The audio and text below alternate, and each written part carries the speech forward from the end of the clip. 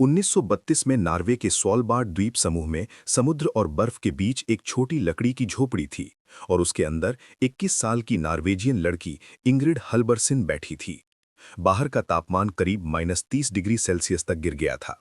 हवा लगभग 60 किलोमीटर प्रति घंटे की रफ्तार से चल रही थी और सूरज कई हफ्तों से आसमान में नहीं दिखाई दे रहा था क्योंकि पोलर नाइट शुरू हो चुका था। झोपड़ी के अंदर लगी एक पुरानी घड़ी की टिक टिक और उसकी सांसों की आवाज के अलावा कोई आवाज नहीं सुनाई दे रही थी। वो 4 साल से उस द्वीप पर फंसी हुई थी और सबसे डरावनी बात यह थी कि मुख्य भूमि नॉर्वे को लगता था कि उसे 3 साल पहले बचा लिया गया था।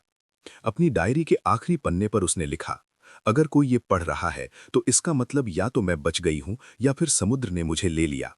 लेकिन कहानी तो कई साल पहले शुरू होती है जब इंग्रिड पहली बार उस द्वीप की तरफ निकली थी जो लॉन्गईयर बीएन से लगभग 180 किलोमीटर दूर है। वो एक रिसर्च सप्लाई जहाज के साथ उत्तर की तरफ गई थी, बिना ये जाने कि आर्कटिक की बर्फ उसे बाकी दुनिया से अलग कर देगी। ये कहानी जून 1928 की गर्मियों में शुरू होती है जब स्वालबार्ड की बर्फ थोड़ी पिघल रही थी। छोटे सप्लाई जहाज़ों को फ्योर्ड्स के रास्ते से अंदर आने की अनुमति दी जा रही थी। ट्रॉम्सो की रहने वाली इंग्रिड हाल्वर्सन एक मौसमी सप्लाई मिशन में शामिल हुई क्योंकि उसके पिता एक ट्रैपर थे जो आर्कटिक के आउटपोस्ट्स तक सामान पहुंचाते थे। उनका छोटा जहाज लॉन्गईयर बीएन से लगभग 180 किलोमीटर उत्तर की ओर चला। मौसम साफ था, लेकिन आर्कटिक का मौसम कुछ ही घंटों में बदल सकता है। जहाज पर 7 लोग थे जिनका काम एक दूर दराज के ट्रैपिंग हट तक सर्दियों का सामान पहुंचाना था जो नॉर्ड कास्लैंड के पास एक छोटे सुनसान द्वीप पर स्थित था। झोपड़ी समुद्र तल से करीब 25 मीटर ऊंचाई पर थी ताकि तूफानी लहरें सीधे उसमें न घुसें। शुरू में सब कुछ सामान्य था, समुद्र शांत था और हवा ठंडी लेकिन स्थिर थी। लेकिन तीसरे दिन क्षितिज पर कोहरा बढ़ने लगा, तापमान अचानक गिर गया और दबाव तेजी से कम होने लगा। आर्कटिक में ये अक्सर आने वाले तूफान का संकेत होता है। कप्तान ने वापस लौटने का सोचा, लेकिन तब तक देर हो चुकी थी।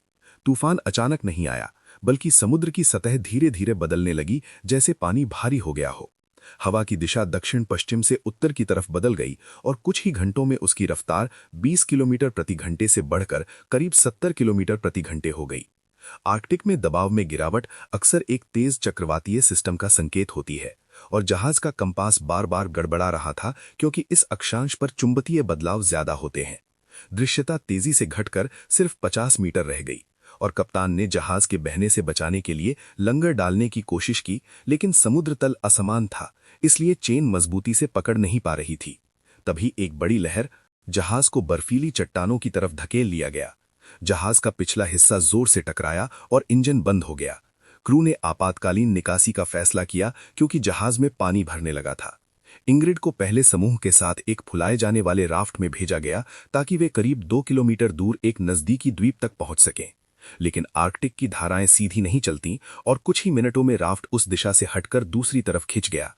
राफ्ट बर्फीली लहरों पर उछलता रहा और हवा अब करीब 80 किलोमीटर प्रति घंटे की रफ्तार से चल रही थी, जिससे दिशा नियंत्रित करना लगभग नामुमकिन लग रहा था। इंग्रिड ने पीछे मुड़कर जहाज को आखिरी बार देखा, लेकिन कोहरा और उड़ती बर्फ ने उसे कुछ ही सेकंड में निगल लिया। आर्कटिक की धाराएं अक्सर सतह से अलग दिशा में बहती हैं और सीधे पास के द्वीप की तरफ जाने के बजाय नाव तिरछी बहती चली गई। करीब 15 मिनट बाद उन्होंने जमीन देखी, लेकिन वो प्लुआंडिकम्पडी वाला द्वीप नहीं था। इसके बजाय वो एक छोटा चट्टानी बंजर द्वीप था जो लगभग 800 मीटर लंबा और 300 मीटर चौड़ा था। लहरें नाव को किनारे से टकरा रही थीं और इंग्रिड चट्टानों को पकड़कर वो किनारे तक चढ़ने में कामयाब हो गई। बाकी दल धुंध में पीछे छूट गए थे और दृश्यता इतनी कम थी कि वो 50 मीटर से आगे साफ नहीं देख पा रही थी। हवा में बर्फ के कण उसके चेहरे पर चुभ रहे थे। तापमान -15 डिग्री सेल्सियस तक गिर गया था और समुद्र की आवाज लगातार गूंज रही थी। जब इंग्रिड ने पीछे देखा तो उसने सिर्फ सफेद धुंध देखी और उसी पल उसे एहसास हुआ कि वो अकेली है। इंग्रिड ने सबसे पहले पानी से दूर ऊंचे इलाके तक पहुंचने की कोशिश की क्योंकि आर्कटिक में गीला होना ठंड से ज्यादा खतरनाक होता है। हवा से गर्मी का नुकसान तेजी से बढ़ने लगा। उस द्वीप की सतह ज्यादातर पत्थरों से भरी थी। बीच बीच में बर्फ के कुछ छोटे छोटे टुकड़े थे और समुद्र तल से करीब 25 मीटर ऊपर उसने एक छोटी लकड़ी की झोपड़ी देखी। शायद किसी पुराने शिकारी का छोड़ा हुआ आश्रय था। वो धीरे धीरे उसके पास चढ़ी। दरवाजा आधा टूटा हुआ था, लेकिन अंदर कुछ सूखी जगह थी। पुराने तेल के ड्रम, जंग लगे चूल्हे और दीवार पर लटकती जंग लगी लालटेन अभी भी वहीं थी। आर्कटिक के शिकारी अक्सर ऐसी झोपड़ियां आपातकालीन उपयोग के लिए छोड़ जाते थे ताकि कोई भी वहां ठहर सके। कुछ समय तक जिंदा रहने के लिए फंसी हुई थी। उसने अपने गीले कपड़े उतार दिए और सूखे कंबल ढूंढने लगी, क्योंकि हाइपोथर्मिया शरीर का तापमान 35 डिग्री से नीचे गिरा सकता है और कुछ ही मिनटों में बेहोशी ला सकता है। बाहर हवा दरवाजे पर जोर से वार कर रही थी, जैसे पूरी द्वीप हिल रही हो। पहली बार इंग्रिड ने खुद को शांत किया और सोचा कि बचाव कुछ घंटे में आ सकता है, लेकिन उसे ये नहीं पता था कि जहाज से भेजा गया संकट संकेत अधूरा था और मुख्य भूमि की तलाश टीम गलत दिशा में तलाश शुरू करने वाली थी। इंग्रिड ने पहली रात झोपड़ी के अंदर इकट्ठा होकर बिताई, चूल्हे के पास बैठी हुई, क्योंकि आर्कटिक की रातें सिर्फ अंधेरी ही नहीं बल्कि लगातार तापमान गिरती हैं, जो कुछ ही घंटों में -20 डिग्री तक पहुंच सकती है। उसने तेल के ड्रम से कुछ ईंधन लिया और सावधानी से आग लगाई, क्योंकि बंद जगह में ज्यादा धुआं कार्बन मोनोक्साइड बना सकता है, जो बिना किसी आवाज के किसी को बेहोश कर सकता है। झोपड़ी की लकड़ी की दीवारें हवा में चरमराती थीं और बाहर बर्फ के कण दरवाजे से टकरा रहे थे। सुबह होने पर भी सूरज पूरी तरह उगा नहीं था, बस एक हल्की नीली रोशनी ही दिख रही थी, जैसे आर्कटिक की गर्मी खत्म होते ही दिन छोटे और कमजोर होने लगे। इंग्रिड ने उस द्वीप का पहला सर्वे किया। वो लगभग 800 मीटर लंबा था और सबसे ऊंची चट्टान लगभग 40 मीटर ऊंची थी, जिससे आसपास के समुद्र का नजारा मिलता था। उसने तय किया कि वो तैरती हुई लकड़ियां इकट्ठा करेगी और एक सिग्नल फायर बनाएगी ताकि जहाज और हवाई जहाज दूर से धुआं देख सकें। लेकिन हवा उत्तर से दक्षिण की तरफ चल रही थी और धुआं खुले समुद्र की ओर बह रहा था, मुख्य भूमि की तरफ नहीं। दिन धीरे धीरे बीत रहे थे और आर्कटिक का मौसम हर कुछ घंटे बाद बदलता रहता था। कभी हल्की धूप तो कभी अचानक ठंडी हवा, जो मिनटों में शरीर की गर्मी चुरा लेती थी। इंग्रिड ने जल्दी समझ लिया कि यहाँ सबसे बड़ा दुश्मन भूख नहीं बल्कि ठंड और अकेलापन है। उसने चूल्हे के चारों ओर पत्थरों से एक छोटी हवा रोकने वाली दीवार बना ली, ताकि चूल्हे की गर्मी जल्दी बाहर न निकले, और जमीन से ऊपर एक छोटा लकड़ी का रैक बनाया ताकि तैरती हुई लकड़ियां सूखी रहें, क्योंकि भीगी लकड़ी जलने पर ज्यादा धुआं और कम गर्मी देती है। द्वीप के किनारे उसने एक समुद्री पक्षियों का झुंड देखा, जहां से वो अंडे इकट्ठा करती थी, जो आर्कटिक के शिकारियों के लिए एक आम जीवन रक्षा स्रोत थे, क्योंकि इनमें फैट ज्यादा होता है और ठंड में ऊर्जा मिलती है। लेकिन चट्टानों पर चढ़ना हमेशा खतरे भरा होता था।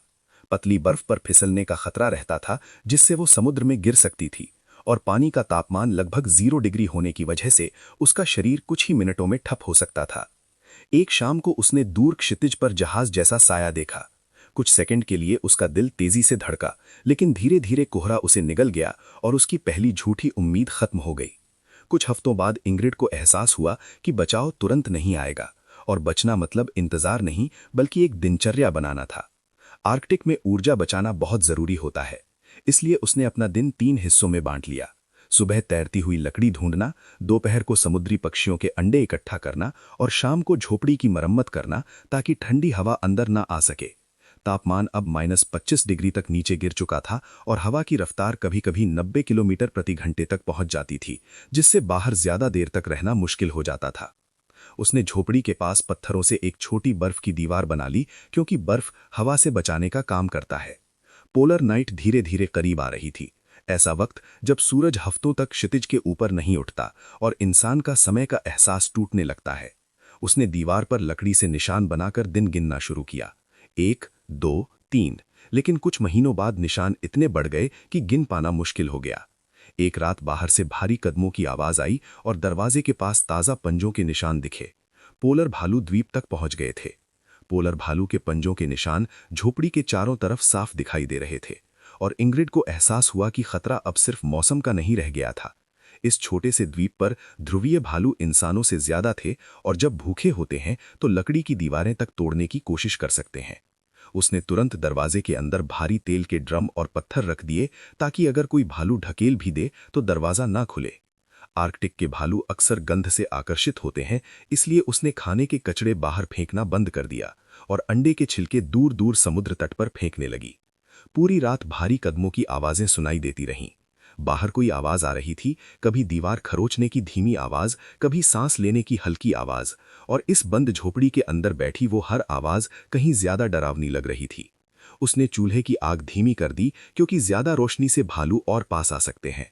कई घंटों तक आवाजें बंद रहीं, लेकिन वो सुबह तक सो नहीं पाई। पोलर नाइट अब पूरी तरह शुरू हो चुकी थी। बाहर पूरी तरह अंधेरा था, तापमान लगभग -30 डिग्री था। इतनी गहरी अंधेरी की वक्त का पता ही नहीं चलता था। उसने दीवार पर एक नया निशान बनाया। शायद वो उस द्वीप पर अपनी 100वीं दिन थी, या शायद उससे भी ज्यादा। पोलर नाइट के महीनों में समय जैसे ठहर सा गया था, और इंग्रिड को जल्दी ही समझ आ गया कि जिंदा रहना अब सिर्फ खाना ढूंढने की बात नहीं रह गई थी, बल्कि खुद को संभाले रखना भी जरूरी था। बाहर हमेशा अंधेरा रहता था। कुछ रातों में तापमान -35 डिग्री तक गिर जाता और हवा इतनी तेज चलती कि झोपड़ी की दीवारें हिलने लगतीं, जैसे बाहर से कोई जोर लगा रहा हो। उसने लैंप की लौ को धीमा रखा ताकि ईंधन ज्यादा दिन तक चले, और दीवार पर छोटे निशान बनाकर दिन गिनती रहती। लेकिन कुछ देर बाद खुद उसे भी यकीन नहीं था कि उसका गिनती सही है या नहीं। आर्कटिक की लंबी अंधेरी रातों में इंसान का सर्केडियन रिदम बिगड़ जाता है, और शरीर को दिन और रात का फर्क समझ में नहीं आता, जिससे थकावट और भ्रम होने लगते हैं। एक रात